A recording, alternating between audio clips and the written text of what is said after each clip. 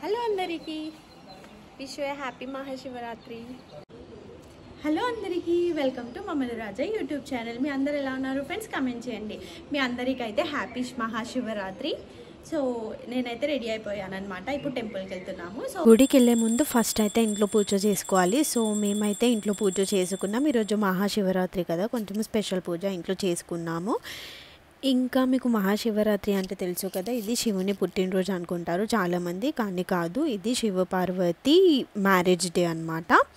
So శివపార్వతులు పెళ్లి చేసుకున్న రోజుని మహాశివరాత్రి అంటారు. శివరాత్రి ఎలా సెలబ్రేట్ చేసుకుంటున్నాము మీకు మొత్తం ఈ వ్లాగ్లో చూపిస్తాను అనమాట. సో ఈ వ్లాగ్ చివరి వరకు, సో ఈ వ్లాగ్ ఎండ్ వరకు మొత్తం కంటిన్యూగా చూడండి అనమాట. సో నెక్స్ట్ టైం మీరు ఒకవేళ ఫాస్టింగ్ ఉంటే మీకు కూడా యూస్ఫుల్ అవుతుంది. సో నేనైతే మహాశివరాత్రికి ఫాస్టింగ్ ఉంటున్నాను. సో చాలా ఇయర్స్ నుంచి ఉంటున్నాను. ఎన్ని ఇయర్స్ నుంచి ఉంటున్నానంటే నాకు అంత ఐడియా లేదు. చాలా ఇయర్స్ నుంచే ఉంటున్నాను, ఇది ఫస్ట్ టైం కాదు.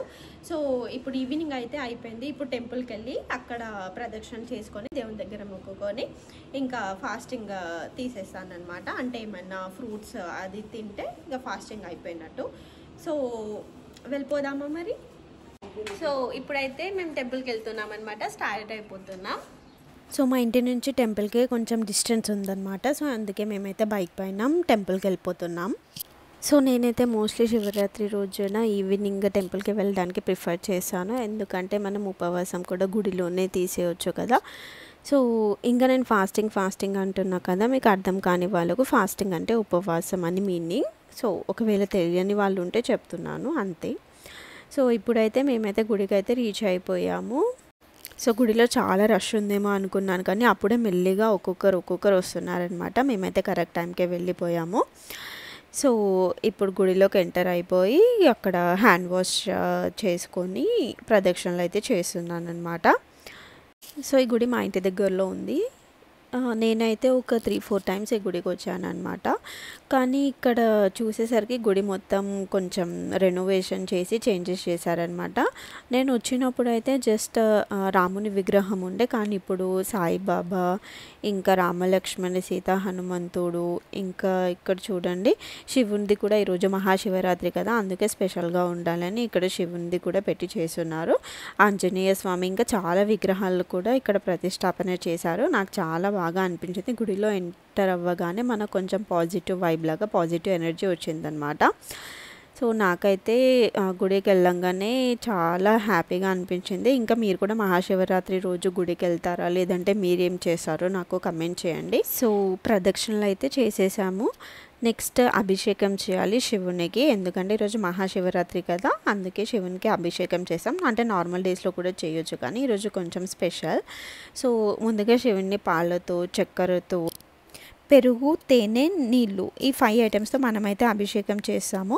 ఇక్కడ ఉన్న వాళ్ళందరూ కూడా సేమ్ అలాగనే చేస్తున్నారు. సో నేను కూడా వాళ్ళతో పాటు అభిషేకం చేస్తున్నాను. సో మీకు మళ్ళీ ఒకసారి కావాలంటే నేను ఆ 5 ఐటమ్స్ చెప్తాను.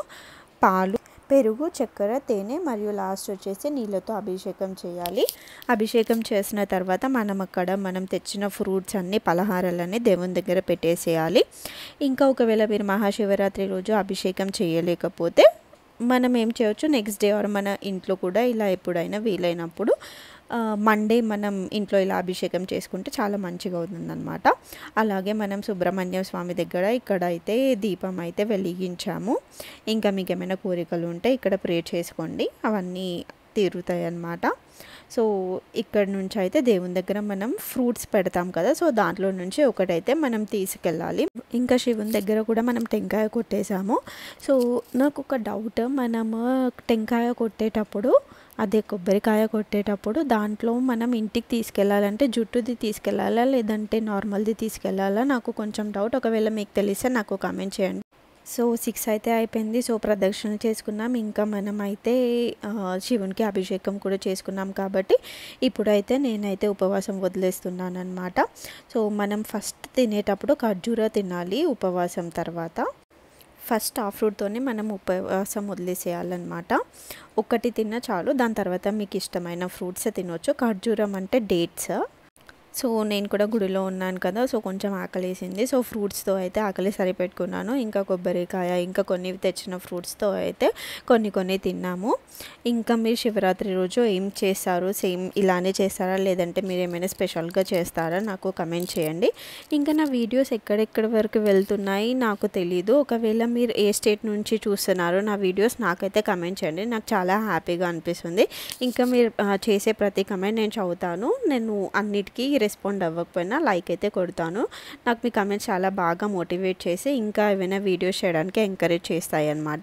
ఇలానే నన్ను సపోర్ట్ చేస్తూ ఉండండి. నా ఛానల్ అయితే సబ్స్క్రైబ్ చేసుకోవడం మర్చిపోకండి. ఇంకా ఎలాంటి కంటెంట్ వీడియోస్ పెట్టాలో కూడా నాకు కమెంట్ చేయండి. సో నేను అలాంటి వీడియోస్ మోస్ట్లీ చేయడానికి ట్రై చేస్తాను. సో గుడి అయితే చాలా బాగా అనిపించింది, ఎందుకంటే ఇది రెనోవేషన్ రీసెంట్గా చేశారు కదా. సో అందరు ఒక తర్వాత ఒకరు చాలా వస్తున్నారు. చాలా రష్ అయితే అయిపోయింది. అర్చన దగ్గర కూడా చాలా రష్ ఉంది.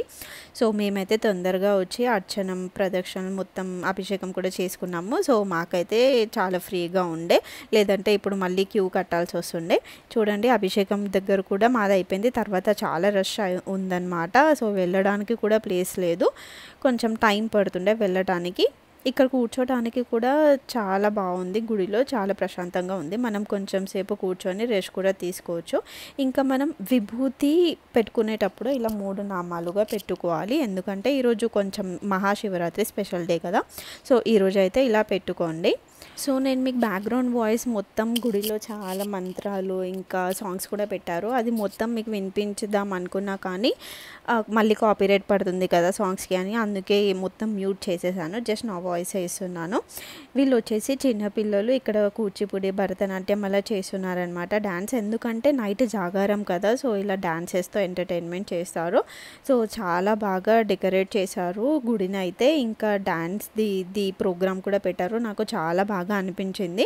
ఇంకా మీ సైడ్ కూడా ఇలానే చేశారా గుళ్ళల్లో? ఒకవేళ అవునైతే కమెంట్ చేయండి. ఇంకా గుడిలో అయితే కొద్దిసేపు కూర్చొని డ్యాన్స్ ప్రోగ్రామ్స్ చూస్తూ కొంచెం పీస్ఫుల్గా అనిపించింది.